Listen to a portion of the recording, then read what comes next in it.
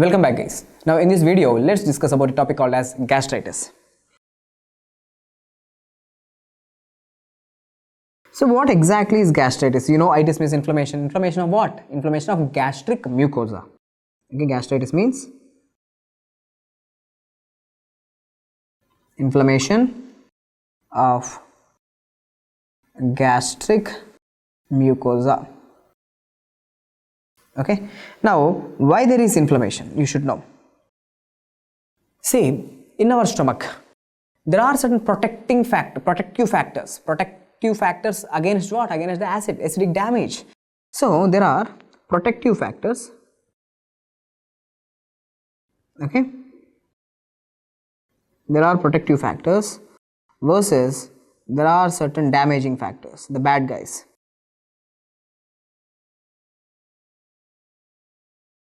Damaging factors. So protective factors are there and damaging factors are there. So there should be a balance between them. For example, if protective factors are going down in relation relative to the damaging factors, or the damaging factors are increasing, so what will happen? So that will cause damage to the gastric mucosa and the inflammation of the gastric mucosa. So you should know what are the protective factors. The number one protective factor is the mucosal blood supply. Okay, mucosal blood flow. If there is a proper mucosal blood flow, the mucosa in the stomach is going to be properly formed, and that mucosa will give proper protection from the acid. Otherwise the acid can actually damage the layers of the GAT, right? So mucosal blood flow and the prostaglandins. Why prostaglandins are considered as the protective factor? Because the prostaglandins, they are the vasodilators. They increases the blood flow to the gastric mucosa. They properly maintain the normal blood flow to the gastric mucosa. Okay, so prostaglandins and even bicarbonates secretion, because bicarbonates are the one which neutralizes the acid. So these are the normal protective factors. Then what are the destructive factors or the damaging factors? The number one bad guy is acid itself. Okay, and drugs like non-steroidal anti-inflammatory drugs and certain bacterial agents like Helicobacter, pylori, and alcohol, smoking. Okay, so these are the damaging factors. So whenever there is an imbalance between the protective factors and damaging factors, that can actually lead to the gastritis. Now in this slide, let's discuss about the types of gastritis. Based on the etiology and based on the duration, gastritis is mainly divided into two types. First type is called as acute gastritis and chronic gastritis. What is the difference between acute and chronic gastritis? See, if gastritis is happening very suddenly, okay, that's the acute gastritis, because of there should be some agent which is causing the gastritis. Okay, so for example, now you will understand, the patient is now taking the non-steroidal anti-inflammatory drugs, and taking this non-steroidal anti-inflammatory drugs is going to cause the gastritis within a very short period of time. Okay, so it's called as the acute gastritis and it's going to be short-lived. Okay, so NSAIDs are if the patient is in stress, or if the patient is consuming alcohol or smoking. So these agents are going to cause acute gastritis. Now look here, the chronic gastritis is further divided into type A gastritis as well as type B gastritis. So what is this type A and type B? What is the difference if you ask me? See, type A gastritis, it is A for, remember, A for autoimmune. Okay, so autoimmune gastritis. See, there is no external agent like non-steroidal anti-inflammatory drugs, stress or alcohol, smoking. No, simple, the patient is having this autoimmune disorder where autoantibodies are going and attacking the gastric mucosa or the gastric cells, leading to the inflammation in the stomach. So autoimmune. B for bacterial. Remember, B is something bacterial. What is that bacteria? Helicobacter pylori. H pylori. Okay, H pylori gastritis.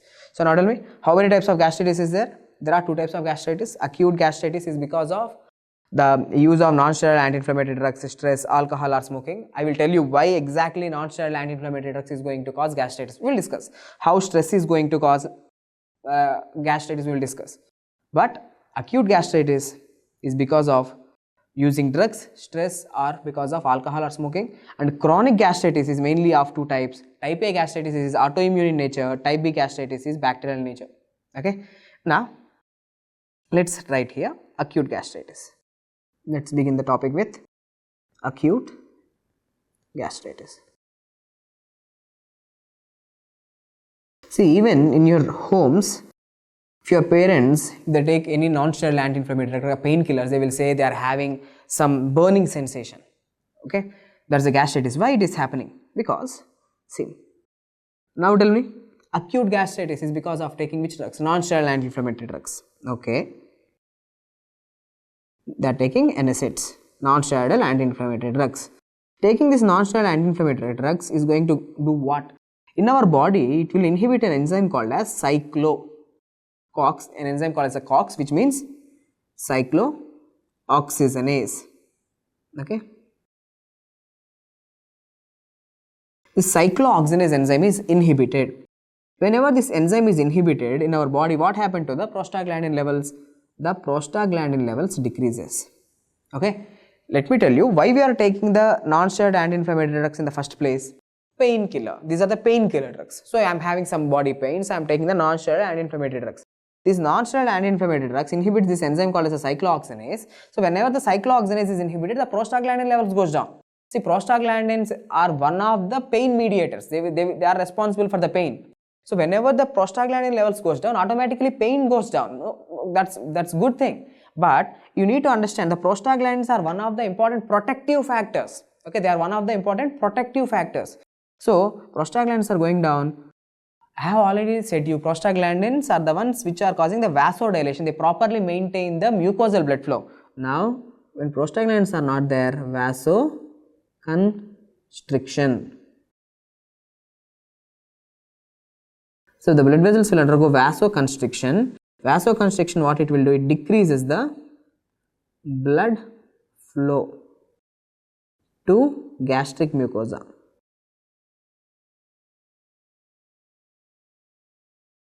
Okay, decrease the blood flow to the gastric mucosa. So what happens whenever there is a decreased blood flow? Blood flow is one of the most important protective factor. Whenever there is a proper blood flow, proper mucosal secretion will happen. Now, whenever there is a decreased blood flow to the gastric mucosa, that can actually cause ulcers. Okay. So this is the mechanism of action of the NSAIDs.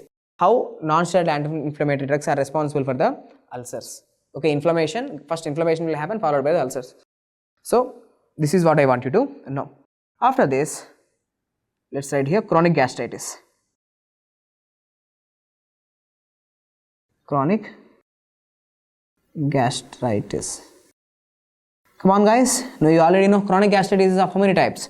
Chronic gastritis is of two types, type A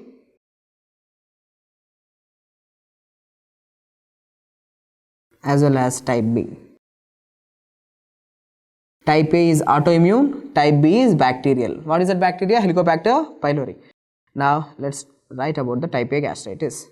Type A is autoimmune.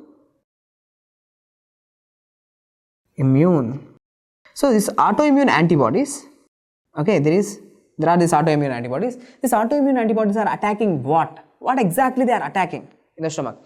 They are attacking parietal cells. Parietal cells are going to be attacked. Now, in physiology, we have discussed that the parietal cells are the one which produces the acid.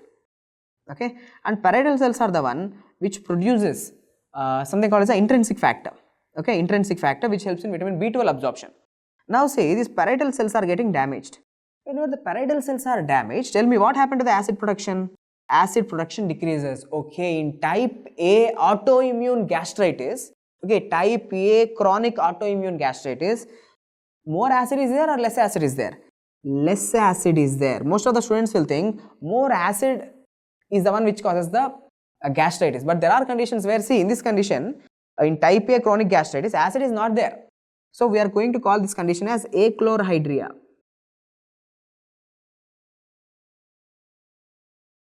Okay, achlorhydria. A means no, chlorhydria means no acid. Okay, no acid is there, or the HCl is going to decrease. So whenever acid is not there, in order to produce more and more acid, what my body will try to do? The G cells will try to produce more and more gastrin. So in this condition, if you look at the gastrin levels, because of this achlorhydria, gastrin levels are elevated. It's common sense, right? The acid is not there. So there is no negative feedback. Acid gives the negative feedback to gastrin.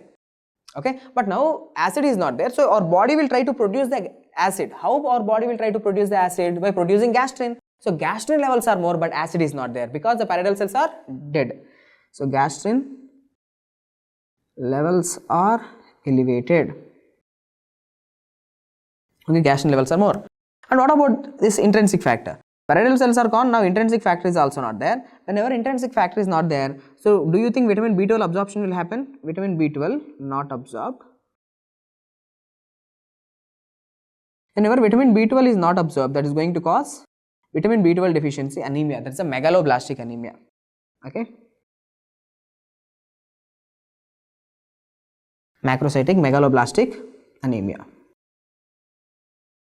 See, this autoantibodies not only damage exactly the parietal cells. See, parietal cells are getting damaged. Okay, inflammation is happening. Achlorhydria is there, megaloblastic anemia is there, everything okay. But there will be surrounding inflammation also, right? So not only pinpoint, it's not like pinpoint precision. Not only the parietal cells are damaged, but the surrounding cells will also be damaged during this autoimmune destruction. So as a secondary bystander mechanism, okay, secondary bystander mechanism, which cells are also damaged? The chief cells. The chief cells in the gastric mucosa. You know, right? The chief cells produce what? It produces the pepsinogen. Now these chief cells are also gone. Whenever the chief cells are also gone, pepsinogen is not going to be produced. So when pepsinogen is not there, so protein digestion is also not happening properly. Okay, and what else? See, having this chronic gastritis, chronic type A gastritis, autoimmune gastritis increases the risk of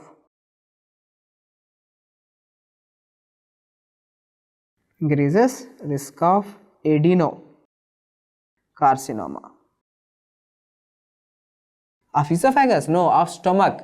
Adenocarcinoma of the esophagus already we have discussed. Adenocarcinoma of the esophagus, it's a risk due to Barrett's esophagus. Now whenever a person is having autoimmune gastritis, then he is at risk of adenocarcinoma of stomach or gastric adenocarcinoma. Okay, so we have seen what are the important points about the type A gastritis. Okay, type A gastritis. Now let's talk about the type B gastritis. One point I have forgot here, this type A gastritis, what is the most common site? The most common site is the body. Okay, you know about the different parts of the stomach, right? So this is the body of the stomach. So this type A gastritis, most common site is body. Now let's talk about type B gastritis.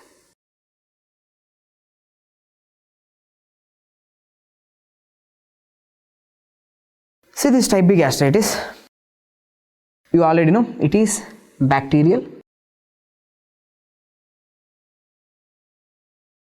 Which bacteria? H. pylori, Helicobacter pylori. Now if I show you this Helicobacter pylori, something like this is how the bacteria is going to look like. Something important from the micro point of view is, it is going to have lots and lot of flagella from one end. So such type of flagella are called as lophotrichous. Lophotrichous flagella. See, this bacteria is a bad guy. Why? Is because it is having certain virulence factors. Why this virulence factor? It's going to cause the damage in the gastric mucosa. So what are the virulence factors? Virulence factors. The virulence factors in this organism are: number 1, urease. Okay, why? Because with the help of this urease, the NH3, okay, is going to be produced, which is going to neutralize the acid.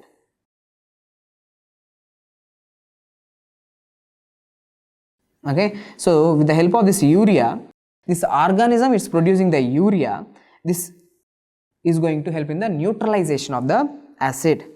Now second thing, it have adhesins. This adhesin is the one which helps in the adhesion to the gastric mucosa. Okay, adhesion to gastric mucosa. Okay, this is the second thing. And apart from that, it also have certain toxins called as a CAG-A and VAC-A. Okay, CAG-A and VAC-A, these are the toxins which are produced by this bad guy. So tell me, type B gastritis, type B chronic gastritis is because of an organism called as the Helicobacter pylori. This Helicobacter pylori, it is having the Lophotracheus flagella, it is having certain virulence factors. What are the virulence factors? It's a urease positive organism. It's having the urease. Now with the help of this urease, it helps in the neutralization of the acid. It's having a molecules called as adhesins. With the help of this adhesins, they attach to they help in the adhesion. Okay, they help in the adhesion. And it is producing certain toxins like CAG-A and VAC-A. Now, under the microscope, what you will see? So, microscopic examination, you are going to see ulcerations. Okay, along with fibrinous exudates. Not only this, under microscopy, you will see the lymphocytic germinal centers.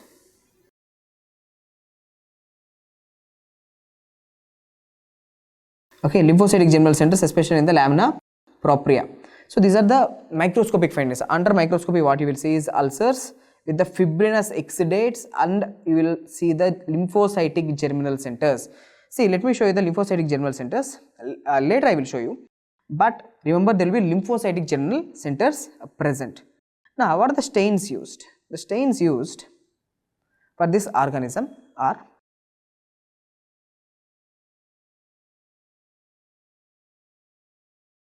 Warthin,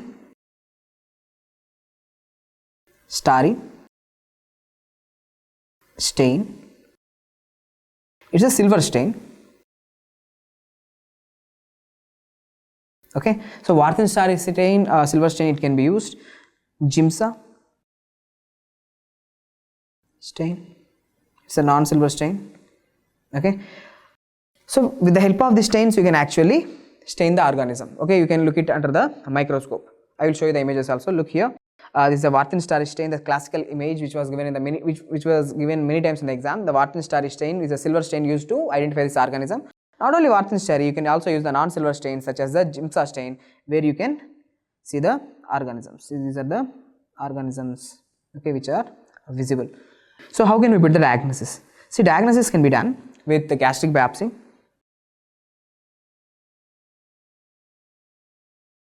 Okay, we can do the gastric biopsy with rapid urease test.